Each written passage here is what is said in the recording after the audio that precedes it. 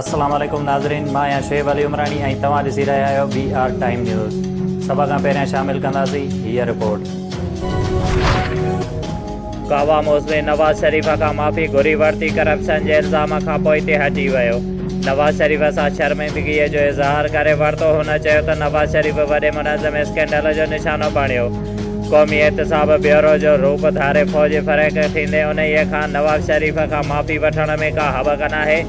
नेब पूरो जो पूरो फ्रॉड आहे। जॾहिं हक़ीक़तूं बदिलजंदियूं आहिनि त उहे बि पंहिंजा ख़्याल बदिलाए सघनि था। इमरान नियाज़ीअ जो कूड़ पूरी क़ौम जे साम्हूं अची वियो। हुकूमत ॾींहुं राति विराट सीट जो नालो वरितो, जंहिंजो ड्रॉप सीन थी वियो। कावा मौज़मी सची ॻाल्हि ज़बान ते आणे छॾी, वॾी दिलि करे नवाज़ शरीफ़ खां माफ़ी घुरी वरिती।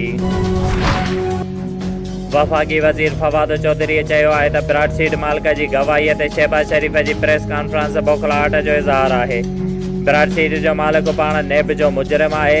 शरीफ़ ख़ानदान जी करप्शन जो सबूत उन जे अकाउंट खां वठी लंदन में महांगा तरीन अपार्टमेंट आहिनि। हुकूमत जा इत्तेहादी हाणे उन सां गॾु न रहिया आहिनि। इत्तेहादीन खे बाज़ाब्ता ऐलान करण में थोरी देरि लॻी सघे थी।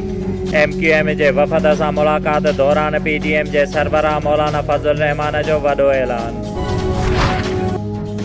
IALTS प्रोग्राम समेत ॿियनि इंग्लिश लैंग्वेज कोर्सेस जे तयारी कराईंदड़ इदारे पाकिस्तान अमेरिकन कल्चर सेंटर जे मेंबरनि जी हिकु वफ़द नवाबशाह पहुची करे कमिश्नर शहीद बेनज़ीराबाद डिवीज़न रशीद अहमद ज़रदारीअ सां संदसि ऑफिस में मुलाक़ात कई। उन मौक़े ते डिप्टी कमिश्नर शहीद बेनज़ीराबाद आमिर हुसैन पावर, अॻूणो एडिशनल डायरेक्टर तहलीम राज़ी ख़ान जमाली ऐं ॿिया ज़िलई ऑफिसर पिणु मौजूदु हुया।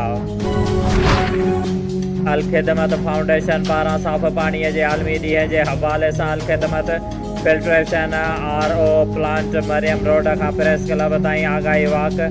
अमीर जमायत इस्लामी सरवर अहमद कुरैशी ज़िला शहीद बेनज़ीराबाद अल ख़िदमत जे सदर मोहम्मद सलमान रऊफ़ मुमताज़ माहिर तहलीम प्रोफेसर एजाज़ आलम ऐं समाजी अॻुवाणनि AB कुरैशी ख़िताब कंदे चयो त साफ़ पाणी फ़राहम करणु हुकूमत जी ज़िम्मेवारी आहे, लेकिन करप्शन ऐं सही प्लानिंग न हुअण सबबु अक्सरियत साफ़ पाणीअ लाइ वाॼाए रही आहे। शुएब अली उमरानीअ खे ॾींदा इजाज़त। वधीक ख़बरुनि ऐं अपडेट्स लाइ ॾिसंदा रहो BR टाइम न्यूज़।